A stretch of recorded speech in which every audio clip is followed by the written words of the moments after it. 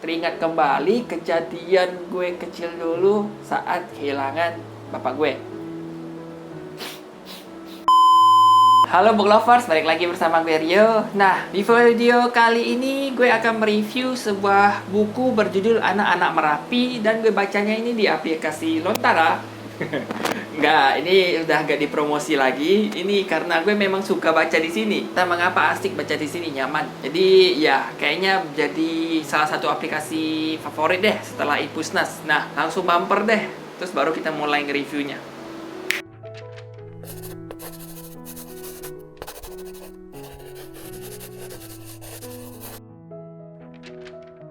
Nah, sebelum itu kita lihat dulu nih penampakan bukunya, covernya. Gue gak punya buku fisiknya, jadi kita tampilin covernya aja, gambarnya.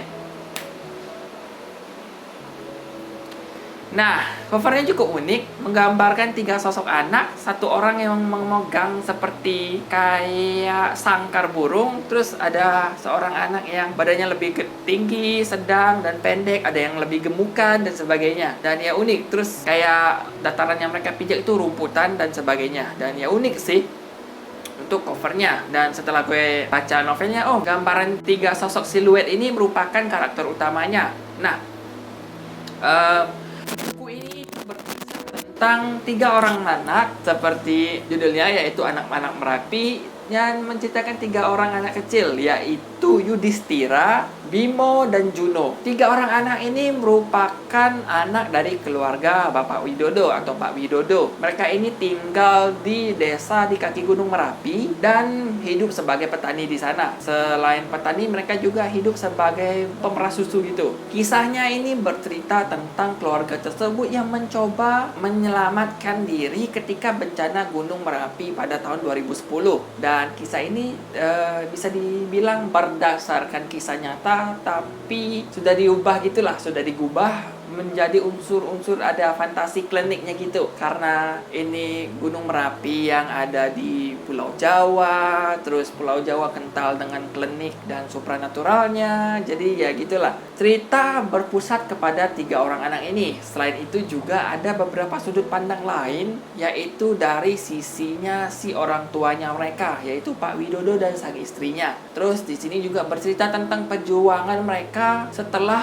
bencana tersebut, di mana ketika bencana mereka harus dievakuasi dan sebagainya. Terus setelah itu mereka harus berjuang bertahan hidup di kamp pengungsian. Kurang lebih gitulah ceritanya. Nah, ceritanya ini bagus dan asik banget. Gue suka banget. Plotnya juga oke, karakternya juga kuat. Terus diksi-diksi yang digunakan juga unik-unik dan beda dan cukup bisa dipahami lah. Walau mungkin di beberapa orang kayak ada beberapa hal yang jarang didengar. Terus di sini juga memasukkan beberapa unsur-unsur yang bisa dibilang beragam.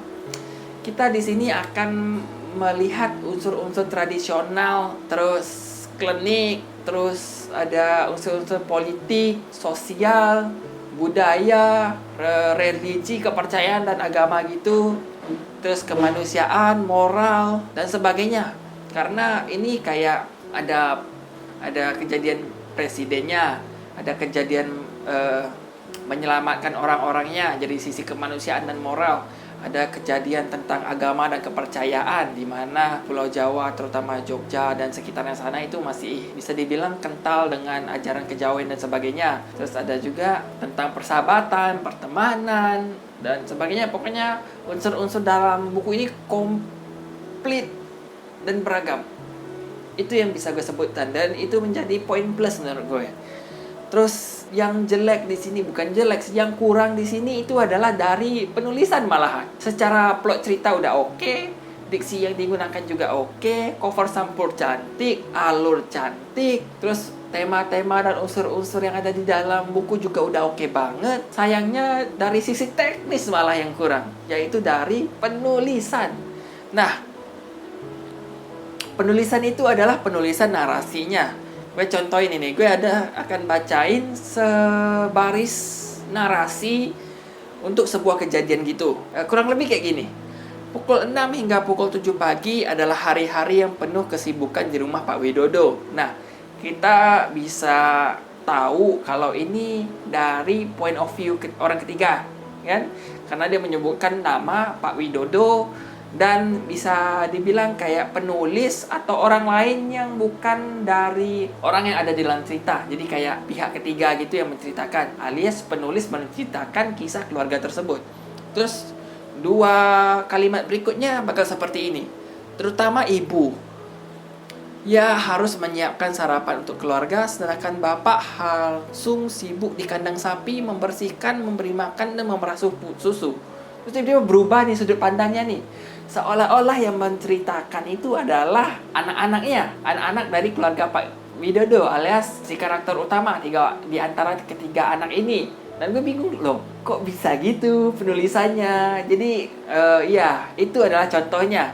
Terus bakal balik lagi kayak, tapi kesibukan itu kadang diselingi keributan anak-anak. Nah, balik lagi ke point of view orang ketiga.